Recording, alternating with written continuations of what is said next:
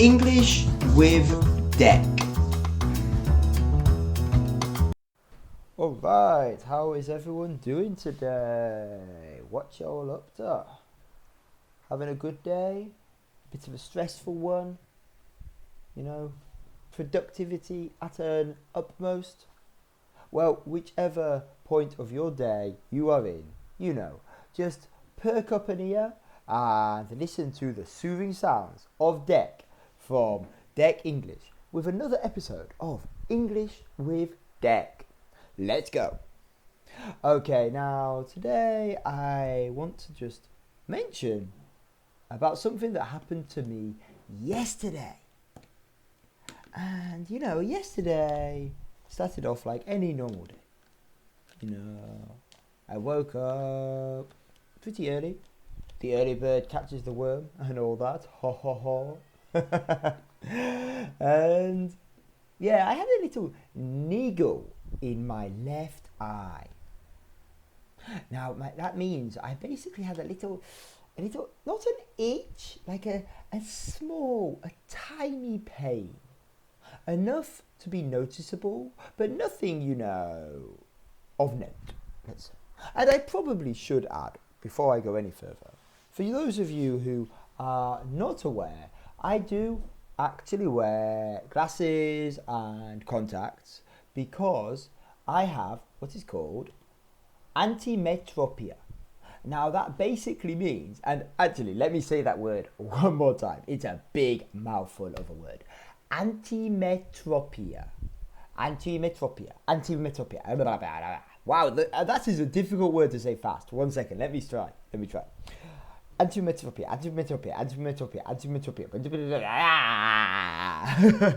I think slowly is better for this word. Antimetropia. Now, antimetropia is a really common condition, and a lot of people have this condition.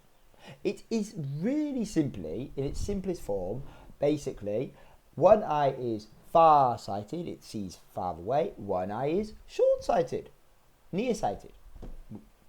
And, it basically means both eyes don't have the same focusing power. And again, it's really common. It has not affected my life in any way, shape or form. It does mean my prescriptions need to be a bit more specialist. Apart from that, though, not an issue with anything at all. I can drive, I can operate machinery, I can do most things in life. I think I was told once I will never be able to drive a train or a plane legally. Apart from that, I guess can't have everything in life, but hey ho. But yeah, actually, and my eldest daughter, she has it, and there is a good chance my youngest daughter has it, as it's a genetic trait. So there's a very good chance that I have passed it down to both of them, as I already have passed it to one of them. Again, not a major issue in life, and what is interesting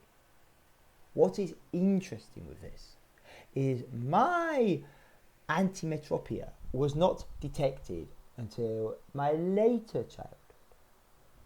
Now that means by that point my eyes had pretty much formed, they had pretty much adjusted, to how they were going to be. So the amount of healing, if you want, or correction that was doable was a lot more minimal than when we found out about my daughters. So my daughter's antimetropia, we found out at 3 years old. So from 3 years old, she's 6 now, from 3 years old, we've been able to sort of give her eye patches, luckily only at night, so she does some homework or some puzzles or, some board games, something which makes her use her eyes and her brain, but we cover over the stronger eye. And actually, over the years, it's had a momentous effect. It's had an absolutely amazing effect, and her left eye has gotten stronger. And if we continue looking after her eyes in this way, by adulthood, she will still have antimetropia. It will always be there, but it will be much lessened. Now that is amazing. You know, my parents didn't think to get me checked, or my eyes checked when they were younger, when I was younger, sorry. But you know, well, what's done is done. I'm so sad. But no, back to the story. Okay, so yes, as I have antimetropia, now my left eye is way weaker. And by the way, I don't have eye that wanders off to one side or anything like that. So it's not so weak that it can't focus, but it is weaker. Anyway, what happened yesterday in the morning, my left eye had a niggling pain, a little pain. And the day started like that, and I thought, okay, well, you know what? Lots of water today, lots of hydration. Let's be careful. And I mentioned in a previous episode about screen time. Well, that the night before, I am pretty sure I probably, watched after that episode, and I said I don't do this so often. Well, the night before I did, lie in bed on my phone watching a series till fairly late. So I guess I strained my eyes. I don't think I actually was wearing my glasses at that point either. So definitely didn't do myself any favours. But, well, you live and learn again and again and again and again. With that and lack of sleep, sort of a few other factors all accumulating into this niggling pain. And then, yes, I thought, okay, drink water, stay hydrated, just rest my eyes as much as possible. But the pain did not go away. As the day progressed, it became worse and worse, and it went from a niggle to a lot of inconvenience. My temples started to hurt, and I was like, oh no, here we go. So I got the old massaging tools out, the head scratcher, the one which is it's like a whisk, the kitchen utensil you beat eggs with, that when you're making an omelette or a cake, you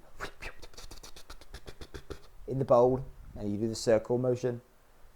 Well, that one that you do over the head, and then there's a massage version of that. So I did that, and I massaged my temples. Nothing had changed, and I could feel a migraine forming, and the day went on, and it got more and more invasive. Anyway, it came time to pick up my daughters, and after picking them up from school, on the way home, I just thought, I can't do this.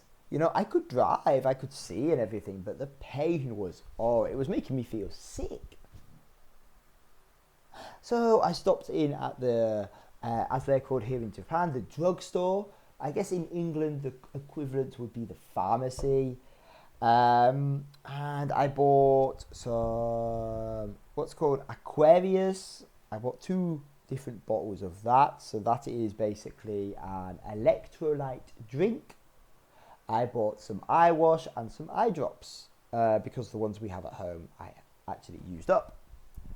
And at this point, I was sort of like, oh my gosh, this is painful. Ow, ow, ow, ow. I had to have my sunglasses on in the shop, Anyway, I got back into the car, switched the engine on, turned the aircon on. My kids are in the back. And I said, guys, just a minute. I necked a bottle of the electrolyte drink and ripped open the eye drop package and proceeded to blop, blop, blop, blop, drown my eyeballs in the eye drops. And honestly, if someone had seen me at that point, I must have looked like a mess. My eyes were burning, I couldn't open them. I was in agony, so I was like, oh.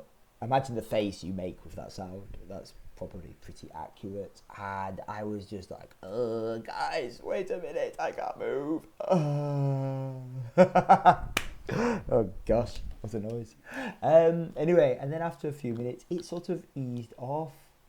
However, after getting home and eating some food, I couldn't do it, the pain came back and it was tenfold worse. So it came to a point I had 2 classes back to back, which were 25 minutes at, I think it was 6:30 and then 7, so finishing at 7:30. So I said, okay, I will do those. And unfortunately, my later evening classes, I just had to, I had to take the hit, I had to reschedule them and really just admit defeat for the day. Unfortunate as it was, but luckily those 2 amazing people who I hope are listening to this were really kind, understanding, and really gave me a lot of sympathy. Not that I wanted it, but that was really kind of them, and they perfectly understood the situation and made no issues with a reschedule. So thank you to you guys. Now I'm curious to hear, any of you guys have antimetropia yourselves, or do you have similar eye conditions, or any other, conditions which occasionally cause a migraine or just put you out of action for a few hours or a day at a time?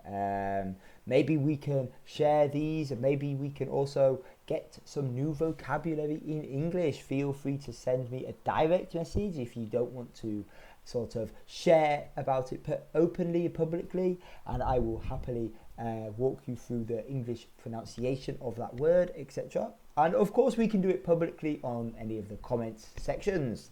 So guys, as always, remember, English doesn't have to be difficult. Okay, see you in the next one. Bye now.